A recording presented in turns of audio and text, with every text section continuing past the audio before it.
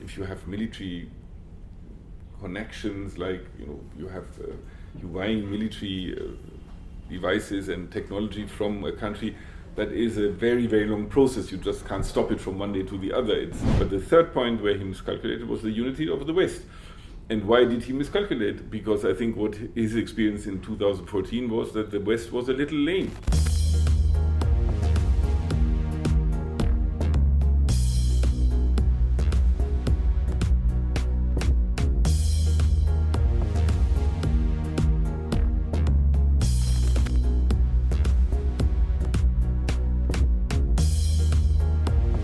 Frankly, when Germany got the G20 presidency, nobody noticed. I think G20 as a format was not that much known by then, and we knew the G7, of course, but the G20 was a relatively new format, and people didn't know what to make it of. But when the summit came in Hamburg, and it went so much out of hand that we had violence in the streets and looting and terrible, security issues, that all of a sudden, of course, G20 became somehow popular because, or at least known in the public, because everybody watched on TV what happened in Hamburg. In hindsight, quite a sad story, actually. And the then mayor of Hamburg is now our chancellor. He was Olaf Scholz who oversaw that. But he admitted at some stage that he had underestimated the tensions that might come up, and also the precaution or the measures the security institutions should have taken were not taken in the right dimension. Let's put it that way. Now here, I happened to go to Eastern Assam, and even there it's full of G20 signs. So I think no Indian can escape the fact that you are the president of G20 right now. So it's different from Germany. You have signs all over, and as you rightly say, there are meetings, hundreds of meetings across the country. From Srinagar to Trivandrum, you have meetings everywhere. The feedback I get from the senior officials who attend these meetings, the ministers who attend these meetings, is that the Indian hospitality is fantastic. It's very well organized. Everybody is very, enthusiastic about the program, about the context in which it is placed, and I think India. And you have to give that to protocol and to the government that India really gets a very good image out of this presidency. Now, when it comes to substance, it is a very difficult year for India. Now, the chair is rotational, so it is by sheer accident or by that India is in this year the chair. So I don't envy the Indian colleagues when it comes to getting a substantive outcome of this. We have seen ministerial declarations which Germany has supported all along, and we were very happy with also the priorities the Indian presidency has set. But it is the war in Ukraine, the Russian war of aggression in Ukraine, that makes coming to a conclusion very difficult. And you've seen the latest outcome documents where you have these footnotes that one country is not happy with 2 paragraphs, another country is not happy with the whole text, and it's not a secret that these countries are China and Russia. So basically you have 2 out of 18 others, and plus the invited guests that are difficult. So I'm still very confident that when it comes to the summit, we'll find some formula that is acceptable to all of us, like we did in Bali in last time, and India, I think, was very instrumental in getting a good outcome there. But it's a tough task, and as I said, it needs really diplomatic skills of the first order to get that, and we trust our Indian partners and friends to have that skills. But I would say it's maybe the most difficult year for a G20 presidency is the year 2023. Now you could say it's good that India has the presidency because you are heavyweight. It's there are smaller countries in the G20, maybe including Germany, that were not so much a heavyweight, or wouldn't have been such a heavyweight. So India can bring something to the table.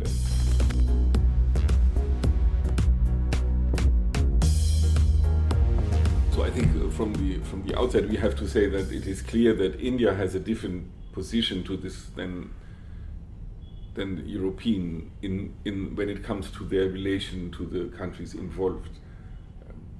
I think what we have seen when the Prime Minister says this is not an era of war, and when the the emphasis on sovereignty and the integrity of a territorial state is mentioned or is emphasized by the Indian side, you see that also the Indian side has a clear interest to safeguard the international order in a way. So basically, I think there is an overlap between our and their position, or the government position in Delhi. I think nobody would doubt that we, India and Germany, are of the opinion that borders should not be violated, borders should be accepted, and the international order must be as such that these borders can be accepted by everybody. Now, India has an old relation with Russia. India has a long-standing relation from the Soviet times with Russia. India and Russia are, militarily and also economically very linked, and therefore, every country has to find its own way to deal with it.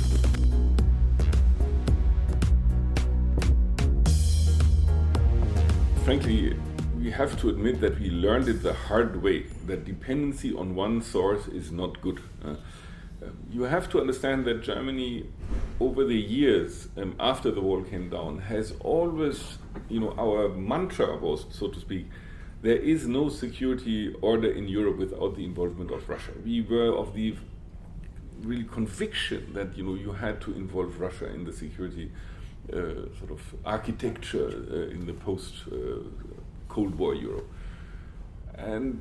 And we tried hard. I think everybody knows how hard we tried, and some of our partners in Europe, mostly those who live east of us, were wary or suspicious about this effort to involve Russia. And I think in hindsight, we have to say that maybe our position was, although I think the thought as such is sincere, but it was kind of naive, because I think the Russians basically decided not to follow that and not to be open to this involvement. So what came along with this was this idea that, the more you link Russia to the European market, the easier it would be to involve them also politically. And that also was maybe a mistake in hindsight. So the government in Germany had to face the fact that in a couple of months only, we had to reduce our dependency on Russian gas and oil from 50+% to 0%. And they succeeded in doing so, by buying or just restructuring the energy mix. Some painful decisions had to be taken, extending of coal as a energy, fossil energy deliverer. But I think what we did was, in a very, very decisive and determined cut, was just saving, the energy situation in Germany by getting gas and oil from other sources. Now, can that be transferred to the Indian solution? Not exactly. When you have military. If you have military connections, like you're buying military devices and technology from a country, that is a very, very long process. You just can't stop it from one day to the other. It needs maintenance, it needs renewal, it needs training, and so this is not to be compared. But I think it is, and I feel that the Indian side understands that it is never a good thing that if you depend too much on one source. And I think what India is now facing is also a problem with delivery because of payment problems. So Russia has become a more complicated business partner for India, for the Indian military. So therefore, I think, yes, in fact, it is the lessons we have learned the hard way. India has the chance to slowly diversify.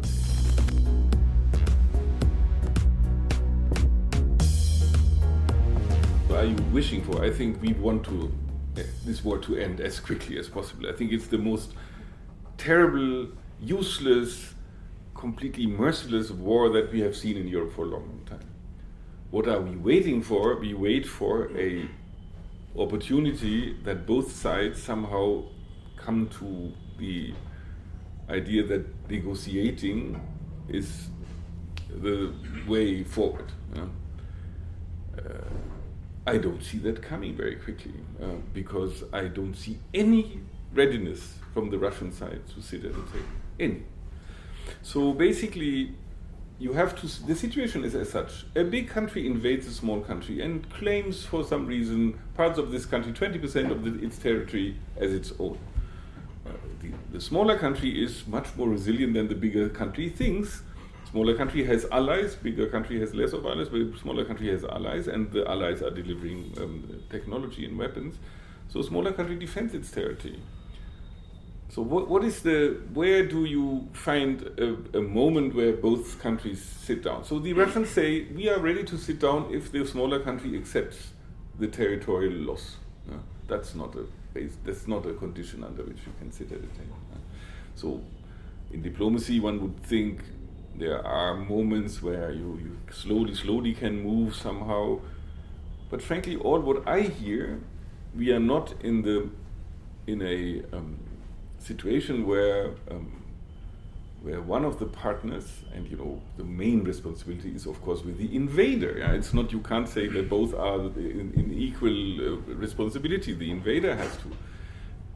The invader are the culprits. Right? So they both of them. The Ukrainian nationalism is so strong now because they have been so resilient that they will not be able to give territory easily away. So you have to sit down and find a way to negotiate. Will that moment come soon?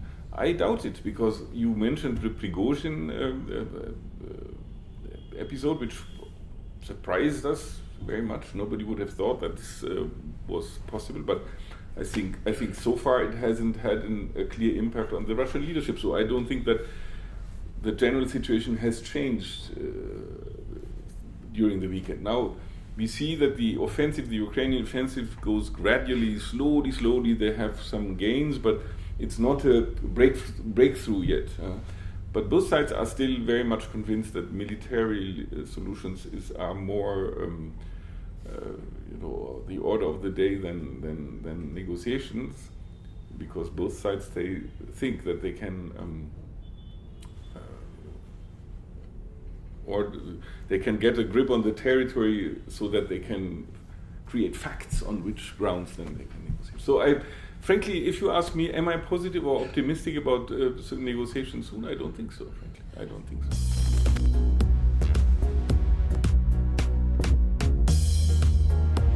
It's very difficult to say, of course, very difficult to say. But I think Putin and where did Putin miscalculate when he invaded Ukraine? First of all, he miscalculated on the state of his own army, I think. He was very surprised. And then he miscalculated when it comes to the resilience of the Ukrainian people, because he did not understand that they were a nation and they felt like a nation. He always felt that they were not a nation, and he still feels like they are not a nation. But the third point where he miscalculated was the unity of the West. And why did he miscalculate? Because I think what his experience in 2014 was that the West was a little lame, and that's what I'm saying. So whether it would have happened or not, but I think it's a fair point to say, was the reaction in 2014 not too cautious, so that made him believe that the West would not be taking such strong measures? Okay, it's all a bit guessing and it's all a bit astrologers' work here, but I think I buy your point here.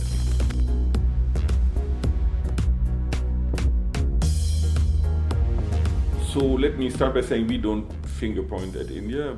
As I said before, I think we have made it clear that this is a European and mainly European measure we have taken in order to stop being the faithful client on which Russia lived, basically. It lived on Europe, and we don't want to feed them by buying their oil again. What they do with other countries, it's not our business. I think the European decree even says that processed oil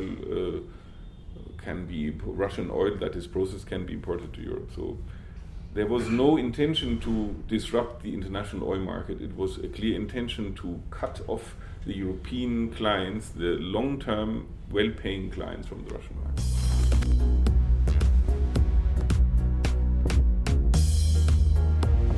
renewables are hugely important through this energy crisis also in Germany, have become even more important than before.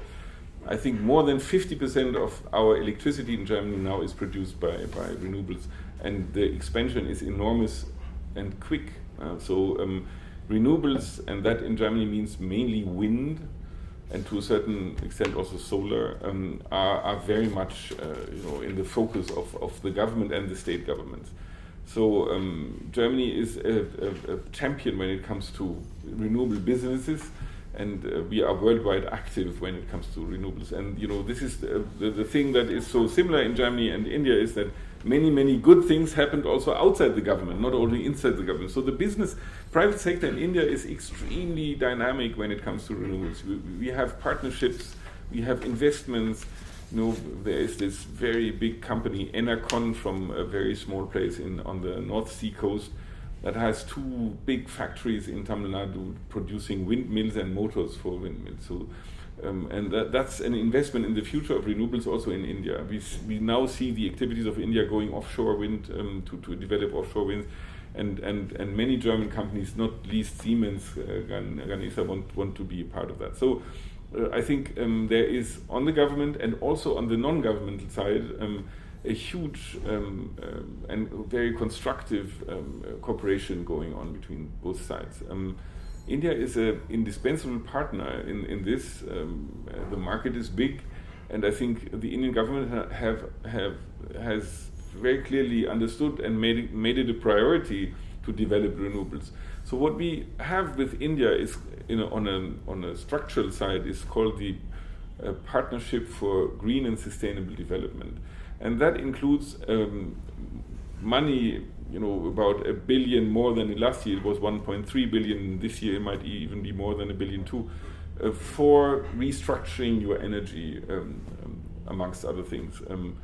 So energy providers who want to have more renewables in their energy mix, let's say in Rajasthan or other states, they can get very, very good credit lines from the German government bank, KfW.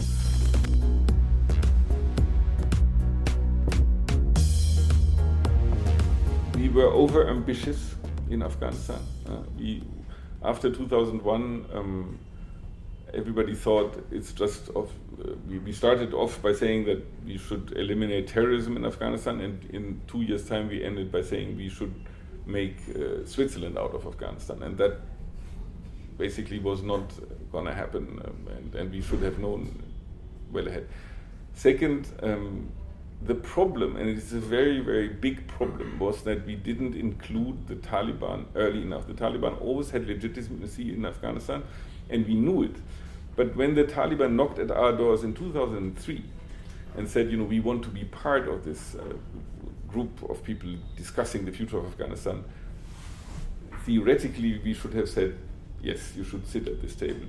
But it was a fact that after 9/11, the Americans were not ready in 2003 to let the Taliban in, and this is also understandable in a way. This is something I always bought the American argument. For domestic reasons, they weren't ready. When we tried in 2010, I was involved in this effort very strong. There were, overtures made, there were openings, and Taliban, being never monolithic, being fragmented also to a certain extent, answered half-heartedly, I would say. So that was too late.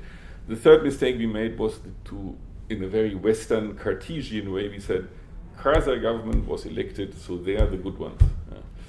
So everything we projected on Afghanistan was saying that this is now the elected government, and they are the ones, the real representatives of Afghanistan. And there is also something to be said in favor of this argument.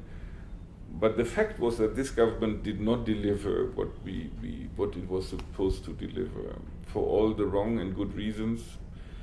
So basically we should have taken our distance also to this government. We were wholeheartedly supporting everything they did, more or less.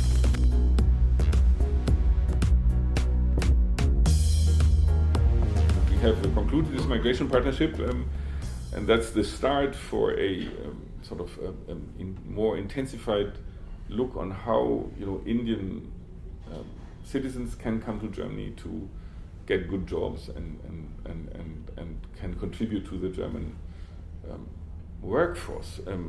And that, I think, very deliberately also includes their families. When we started in the 50s and 60s to take Turkish workers to Germany, everybody felt that these people would go home after 6-7 years, and then with the money they earned, they would build their houses.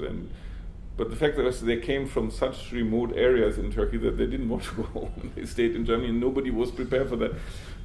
It was an illusion, and this illusion is wrong, and we should be very clear that once you get Indians or others to Germany, you have to create environments where their family can be happy, very clearly. So that means also that you have a South Asian supermarket where you can buy stuff to make dosa or Indian restaurants or something. So we need to, and also schools, where would you send your kids to school, and temples, or what you need. I mean, for the immigration is not you don't get somebody to work in an office and then he goes home and nothing changes. No, it's immigration means family, it means culture, it means and that's something we have to develop Germany is not that bad in that matter, but I think we will see more reflections on how to make migration successful. And so one thing which is for us very heartening is we have 35,000 Indian students in Germany right now, and I have 32,000 applications for the next 2 semesters or 3 semesters on the table now. So basically we'll see a huge number of Indian students coming to Germany. This is bigger than France. Way bigger than France. And also it's the biggest in a non-English speaking country, I would say, outside India. Yeah, Australia is bigger, UK is bigger.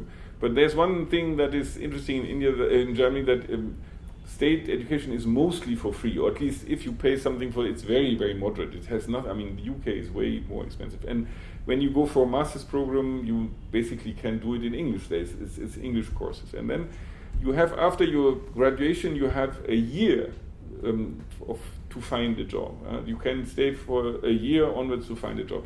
Now I can tell you that everybody who looks for a job after graduation gets in 6 weeks gets a job. So there's 3 or 2 months you get a job.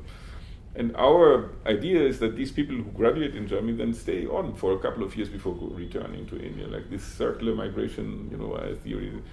And I think that is a good possibility, and we have made good experiences with it. Now, with this 32,000 applications I'm facing, now we have a problem, a logistical problem, because to check the applications takes time. And as usual, India is always a number problem. We are struggling a bit to checking and vetting the applications, and we have to basically try to get them done in a couple of weeks, let's say. And we are now half a year, and that's too long. And many are frustrated. Many Indian applicants are frustrated, and I understand that, and we are trying to communicate also. But it is, for us, it's a pretty new situation, and we have to cope with this situation. But generally speaking, I would say German universities are very happy with Indian students. They get accepted at very, very good schools, and that's the German university, and the German states are looking forward to welcoming them in Germany. So it's a very, very good bunch of people coming from India to Germany, and it will be very soon the biggest non-German group of students at German universities.